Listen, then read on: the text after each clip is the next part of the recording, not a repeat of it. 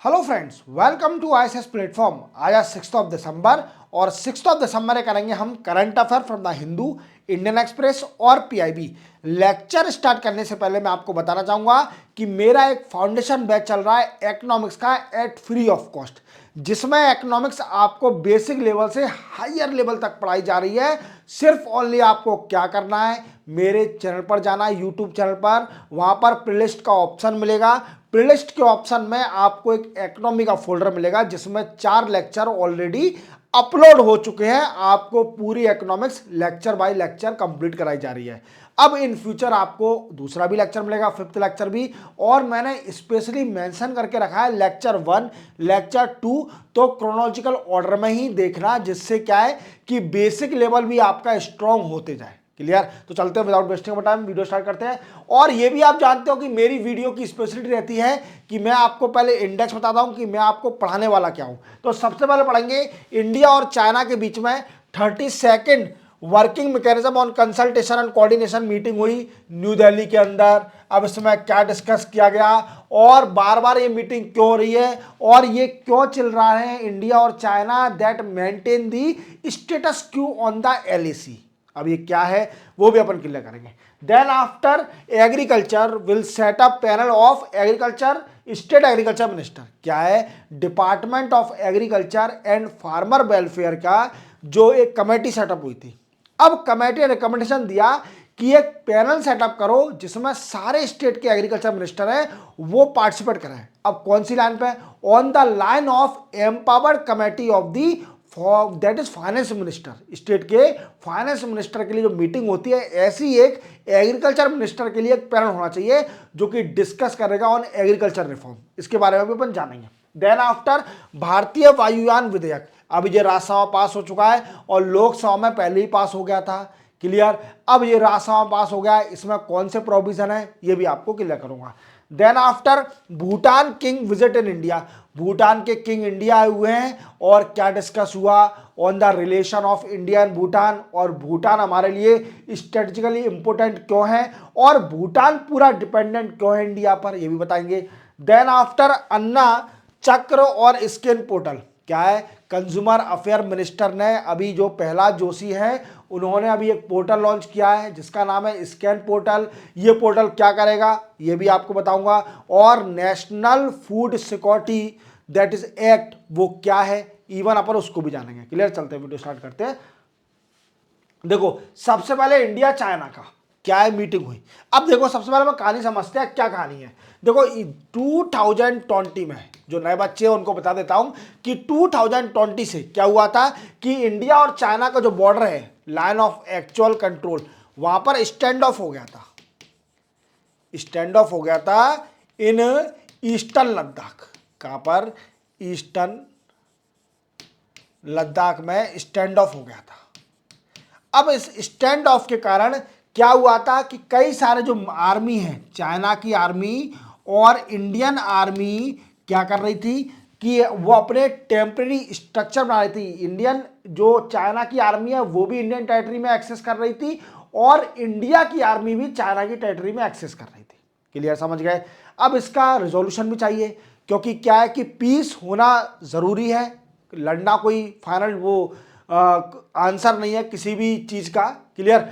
तो क्या है कि अभी कजान में मीटिंग हुई थी, कजान में ब्रिक्स की मीटिंग हुई थी जिसमें हमारे मोदी साहब और चाइना के प्रेसिडेंट शी जिनपिंग की मुलाकात हुई।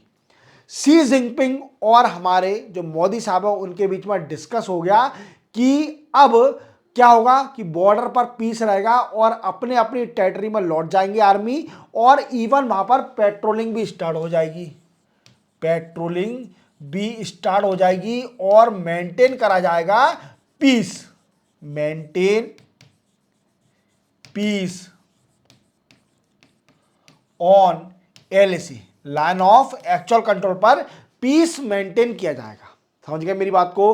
अब क्या हुआ, इसके लिए कई सारे ये भी डिस्कस हुआ कि डायलॉग करे जाएंगे, कई सारे dialogue on the in the form of minister, in the form of officer, higher rank officer military और दी मिनिस्टर के डायलॉग होंगे, जो कि एलएसी पर जितना भी जो स्टैंड ऑफ हो रहा है इसको रिजॉल्व किया जाएगा।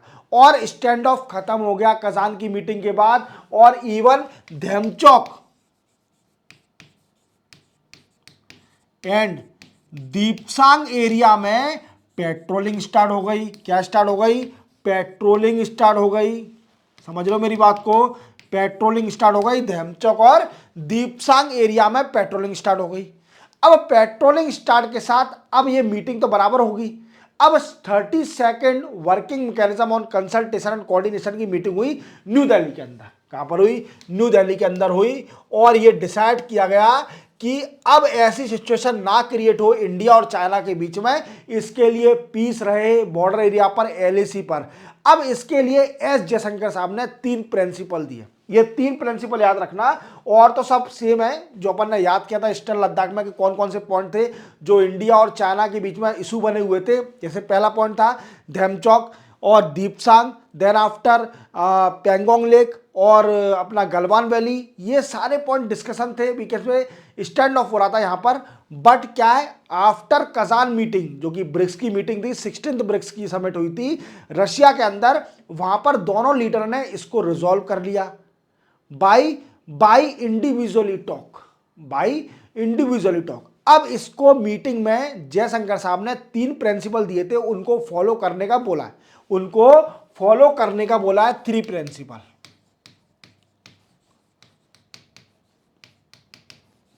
अब वो कौन से 3 प्रिंसिपल हैं? तो कौन सा है? पहला है both party should maintain peace on the border of India and China. क्या है?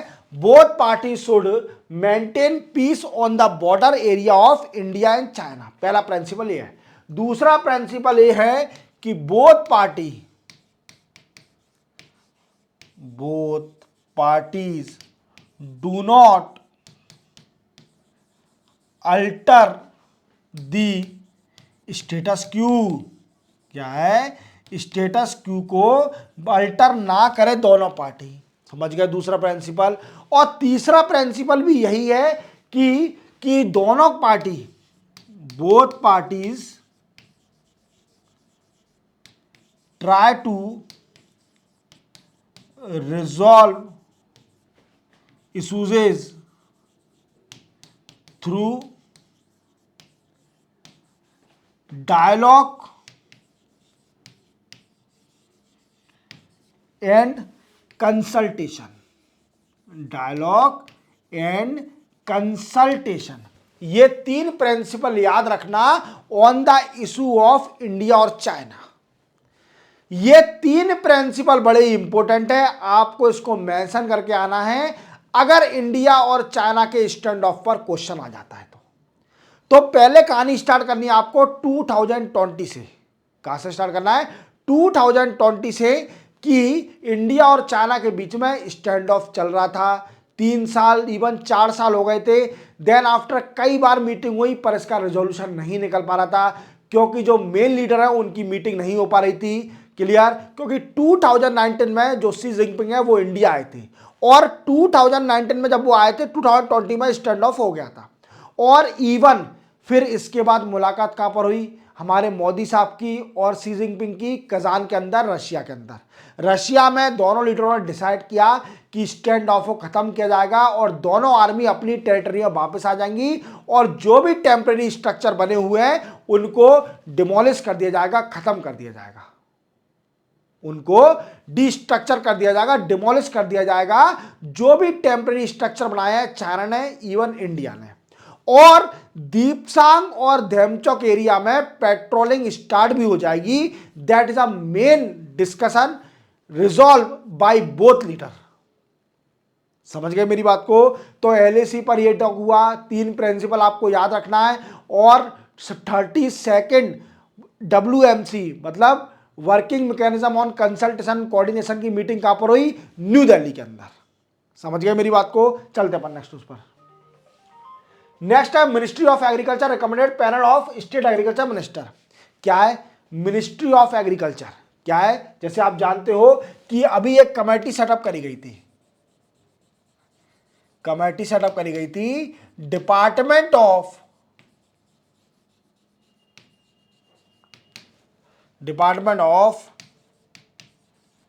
एग्रीकल्चर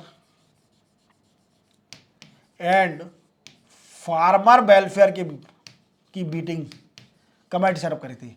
और इसको हेड किसने किया था? हेडेड बाई फैज अहमद किदबी है, ऐसे कुछ नाम है, किदबी, याद रखना, किजबी है, किदबी है, ऐसा। फैज मोहम्मद भी, फैज अहमद ही कंफर्म है, क्लियर। फैज अहमद आप मेंशन कर रहे होगे तो काफ़ी है, क्लियर। ये कमेटी ने रिकमेंडेशन दिया, क्या रिकमेंडेशन दिया? कि एक पैनल सेटअप होना चाहिए। क्या होना चाहिए? एक पैनल सेटअप होना चाहिए on the line of empowered committee of state finance minister on GST.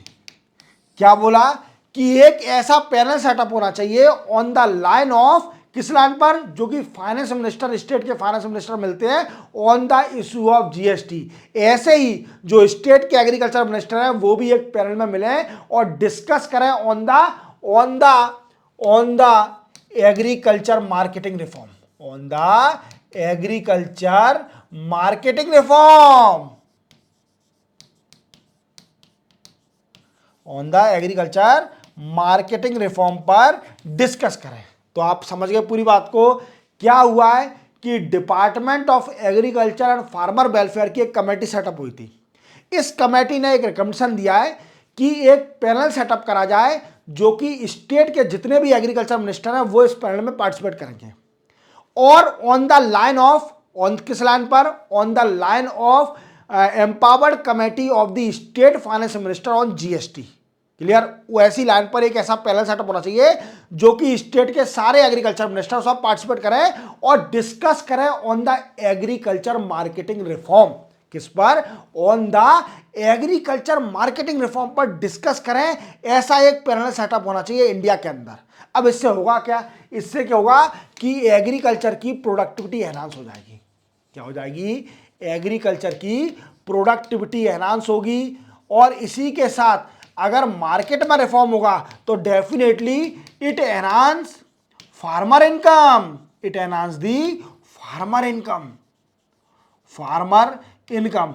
और जो इलेक्ट्रॉनिक मार्केटिंग का कंसेप्ट है इनाम, वो भी वीकेंड से पिक्चर में आ जाएगा, वीकेंड सक्सेस पे आ जाएगा। इनाम हालांकि सक्सेस तो है बट ऑल इंडिया लेवल पर और स्ट्रांग बनाने के लिए इनाम आप मेंशन करके आ सकते हो कि इनाम, क्योंकि मार्केटिंग का connection through electronic is a required today digital world में इनाम की जरूरत है। और अगर मार्केट एक दूसरे से कनेक्ट नहीं होगी तो वो फार्मर को बेनिफिट नहीं मिलेगा। बेनिफिट किसको मिलता है? मिडिल मैन को, और जो बड़े बड़े जो होते हैं आड़तियां होते हैं उनको मिलता है। समझ आओ मेरी बात को? तो इनको बेनिफिट मिलता है। फार्मर को बेनिफिट देने के लिए मार्केट को कनेक्ट करना पड़ेगा जिससे एक्चुअल प्राइस पता चल जाएगी फार्मर को कि मेरे जो उगाया है उसकी प्राइस क्या चल रही है as a India, as a national level. तो उससे क्या होगा? उसकी इनकम एनहांस होगी। तो मैं आपको फिर से बताता हूं कि एक अभी कमेटी हुई थी, सेटअप हुई थी मिनिस्ट्री ऑफ एग्रीकल्चर और फार्मर वेलफेयर की, जिसने रिकमेंडेशन दिया कि एक पैनल बनाइए on the line of empowered committee of the state finance minister on GST. ऐसे ही एक पैनल सेटअप होना चाहिए of the state agriculture minister जो कि डिस्कस करेंगे ऑन एग्रीकल्चर मार्केट रिफॉर्म पर। किस पर डिस्कस करेंगे? On agriculture market reform. और इसके क्या इंप्लीकेशन होंगे? इसका पहला इंप्लीकेशन होगा इट एनहांस दी जो फार्मर है उनकी income, it enhance income of farmer और इसका दूसरा बेनिफिट क्या होगा, it also enhance the productivity of agriculture, it also enhance the productivity of agriculture. समझ गए मेरी बात को? तो आपको एक मेंशन करके आना है, अगर कोई भी एग्रीकल्चर से रिलेटेड कोई भी क्वेश्चन आ जाता है तो आपको सिंपल मेंशन करके आना है कि this is a recommendation, suggestion दीजिए। अपना जो कंक्लूजन मेंशन करके आओगे आंसर में, उसमें अपने पॉइंट दीजिए कि आप क्या सोचते हो। समझ में आ रहा है मेरी बात को? तो ये पैनल का रिकमेंडेशन बड़ा ही अच्छा है। क्लियर? चलते अपन नेक्स्ट उस पर। नेक्स्ट है भारतीय वायुयान विधेयक। क्या हुआ, ये राज्यसभा में पास हो गया है, राज्यसभा में पास हो चुका है, 22 वॉइस वोट राज्यसभा में पास हो चुका है भारतीय वायुयान विधेयक। क्लियर? और लोकसभा से पहले ही पास हो गया था। अब ये क्या है, भारतीय वायुयान विधेयक 2024 क्या है, ये रिप्लेस करेगा किसको, एयरक्राफ्ट एक्ट को। क्या है, अंग्रेजों के टाइम एक एयरक्राफ्ट एक्ट आया था 1934 में, 1934 में इसको रिप्लेस करेगा भारतीय वायुयान विधेयक। अब ये न्यूज मैंने क्यों बताई थी प्रीवियस लेक्चर में, इसलिए बताई थी क्योंकि ये हिंदी नाम है। क्या है, हिंदी नाम है, और इनसे फिर से ऑब्जेक्शन उठा कि आपने इसका हिंदी नाम क्यों रखा, भारतीय वायुयान विधेयक क्यों नाम रखा। तो इन्होंने बोला कि ऐसा कोई डिफिकल्ट भी नहीं है प्रोनाउंसिएशन करने में। कौन, सिविल एविएशन मिनिस्टर कौन है, राम मोहन नायडू। कौन है, राम मोहन नायडू, ये सिविल एविएशन मिनिस्टर है, और इन्हीं ने इसको बिल को पास किया। और उन्होंने बोला कि इतना डिफिकल्ट भी नहीं है इस बिल को प्रोनाउंसिएशन करने में। हालांकि आप पहली बार डिफिकल्टी होगी, बट 2-3 बार अगर आप ट्राई करोगे तो आपको कभी भी डिफिकल्टी नहीं होगी। क्लियर? अब हम समझेंगे, बिल तो पास हो गया है, पर इसका मेन मोटिव क्या है, इसके क्या मोटिव है भारतीय वायुयान विधेयक का। तो सबसे पहले इसका मेन मोटिव है सेफ्टी। क्या है, सेफ्टी को एनहांस करना। क्या करना, सेफ्टी, पैसेंजर की सेफ्टी को एनहांस करना। It is a main motive of this particular भारतीय वायुयान विधेयक। Clear? Then after consumer protection, consumer protection, consumer protection, we can say self reliance on aircraft। तो क्या है, मेक इन इंडिया पॉसिबल होगा, मेक इन इंडिया पॉसिबल होगा अगर ये सेल्फ रिलायंस ऑन एयरक्राफ्ट हो जाता है, safety, even technology also enhances. तो इसके कई सारे पॉइंट हैं। क्लियर? इन्वेस्टमेंट को एनहांस करना, इंडिया में एयरक्राफ्ट इन्वेस्टमेंट को एनहांस करना। Clear? These are the point in भारतीय वायुयान विधेयक जो कि पास हुआ है राज्यसभा में। क्लियर? और लोकसभा में ऑलरेडी पास हो गया था। और इनसे बोला गया कि हिंदी नाम क्यों दिया है आपने, हिंदी नाम क्यों दिया है, तो जान लीजिए उन्होंने बोला, राम मोहन नायडू जो सिविल एविएशन मिनिस्टर है, कि ऐसा डिफिकल्ट भी नहीं है नाम कि प्रोनाउंसिएशन नहीं कर सकते आप। एक बार डिफिकल्टी होगी, 2 बार होगी, 3 बार होगी, पर बार बार नहीं होगी। क्लियर? क्लियर? समझ में आ गया? चलते अपन नेक्स्ट उस पर। नेक्स्ट है Bhutan king visited in India. देखो भूटान के अभी ये किंग आए हुए हैं इंडिया में, और भूटान हमारे लिए स्ट्रेटेजिकल इंपोर्टेंट है, स्ट्रेटेजिकल इंपोर्टेंट है हमारे लिए। किस लिए? ये भूटान इंडिया के लिए स्ट्रेटेजिकल इंपोर्टेंट है, और भूटान पूरा डिपेंडेंट है इंडिया पर। भूटान पूरा डिपेंडेंट है इंडिया पर, एज वेल एज सब्सिडीज, पैसा और infrastructure, we can say development, हर चीज के लिए इंडिया देती है भूटान को। अब भूटान स्ट्रेटेजिकल इंपोर्टेंट क्यों है? क्योंकि भूटान स्ट्रेटेजिकल इंपोर्टेंट किस लिए है, क्योंकि it is a between the point of India and China. क्या है, ये कंट्री एक पॉइंट है बिटवीन इंडिया और चाइना के बीच में। क्लियर? अगर कोई भी कॉन्फ्लिक्ट होता है, और it is near to the chicken neck. Chicken neck क्या है? Chicken neck is a pass that connect the mainland of India to the north east part. तो जो भूटान है वो है किसके पास? चिकन नेक के पास। और अगर चिकन नेक चला गया तो क्या होगा? चाइना पूरा नॉर्थ ईस्ट पर कवर कर लेगी, और इंडिया का मेन लैंड है वो नॉर्थ ईस्ट से अलग हो जाएगा।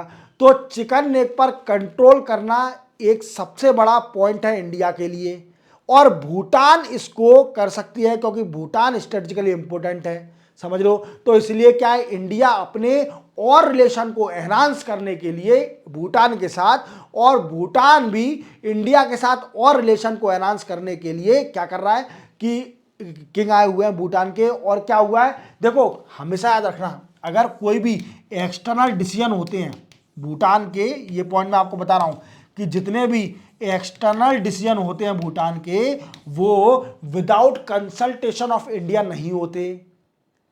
अगर भूटान को कोई भी एक्सटर्नल डिसीजन लेना है तो वो इंडिया से जरूर कंसल्ट करेगा बिफोर टेकिंग द डिसीजन। समझ रहे हो मेरी बात को, कि before taking the decision Bhutan are always consulted with India on external issue. समझ रहे हो, समझ रहे हो मैं क्या कहना चाह रहा हूं। देन आफ्टर अब क्या डिस्कस हुआ, तो डिस्कस हुआ क्लीन एनर्जी पर।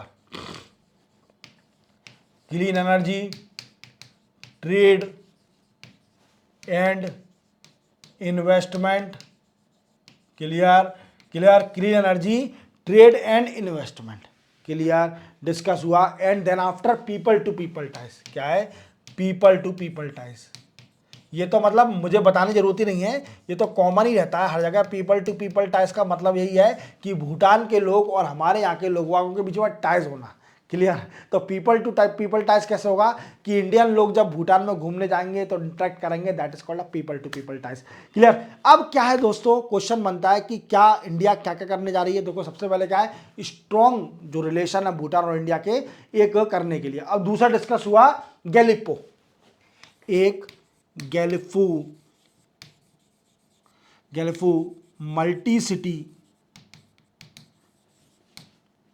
Project and hydro electricity power project पर भी डिस्कस किया गया। Gelephu multi city project and hydro electricity project पर भी डिस्कस किया गया बिटवीन इंडिया एंड भूटान। दूसरा कौन सा है, हाइड्रो पावर। तो एक दूसरा है जो इंडिया मदद कर रही है, 1020 मेगावाट का एक हाइड्रो पावर बनाने जा रही है भूटान के अंदर, जिसका नाम है पुनाट संग चू। याद रखना, पुनाट संग चू, ये हाइड्रो पावर है, हाइड्रो इलेक्ट्रिसिटी पावर, जिसमें इंडिया मदद करेगी। क्या करेगी, इंडिया मदद करेगी। और उसकी कैपेसिटी कितनी है, 1020 मेगावाट।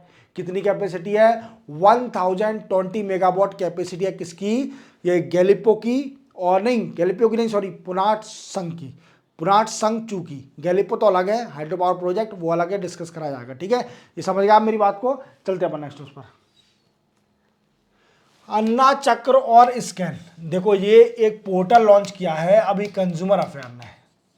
क्या किया है, अभी कंज्यूमर अफेयर मिनिस्टर जो हैं, कंज्यूमर अफेयर मिनिस्टर कौन, प्रहलाद जोशी, उन्होंने दो चीज लॉन्च करी अभी, एक अन्ना चक्र और एक स्कैन। स्कैन का फुल फॉर्म क्या है कि subsidies claim we can say application for national food security act, NFSA, clear, ये है स्कैन का फुल फॉर्म। अब क्वेश्चन बनता है कि अन्ना चक्र क्या है, ये क्या अंदर तो समझाइए सर, ये लॉन्च तो कर दिया, अन्ना चक्र क्या है। अन्ना चक्र, तो अन्न माने जानते हो, अन्न, ये अन्ना नहीं है, अन्न माने फूड। अन्न चक्र क्या है, इसका मेन मोटिव है कि लॉजिस्टिक सपोर्ट को एनहांस करना, और कनेक्ट करना, इजीली ट्रांसपोर्टेशन पहुंचाना, कहां पर, जो राशन शॉप होती है वहां से, क्लियर, समझ गए मेरी बात को। अन्न चक्र का ये मीनिंग है, क्लियर। और स्कैन का, जो कि मैंने आपको बताया, स्कैन एक पोर्टल लॉन्च किया है अभी कंज्यूमर अफेयर ने, जो कि फुल फॉर्म है subsidies claim application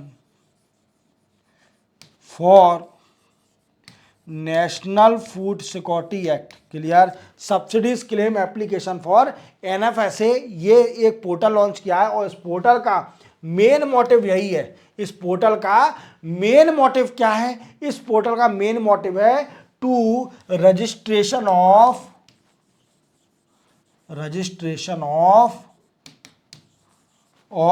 we can say NFSA. क्या है? नेशनल फूड सिक्योरिटी एक्ट में रजिस्ट्रेशन करने के लिए स्कैन पोर्टल लॉन्च किया है।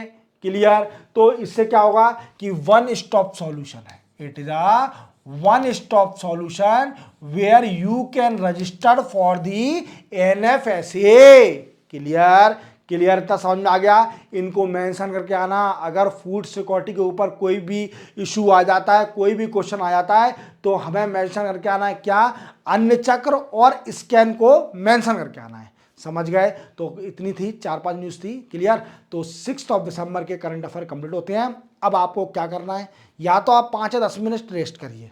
अगर रेस्ट नहीं करना है तो मेरे चैनल पर जाइए फिर से, और चैनल पर प्लेलिस्ट पर जाइए। प्लेलिस्ट में इकोनॉमिक्स को स्ट्रॉन्ग कर लीजिए। अपनी 4 लेक्चर ऑलरेडी अपलोड हो गए हैं, अभी देखते चलिए। जब बढ़ जाएंगे लेक्चर तो ओवरलोड ज़्यादा हो जाएगा, इसलिए मैं धीरे धीरे लेक्चर डाल रहा हूँ, जिससे आपकी इकोनॉमिक्स धीरे धीरे स्ट्रॉन्ग होती जाए। क्लियर। मिलते हैं अपन कल, तब तक के लिए जय हिंद।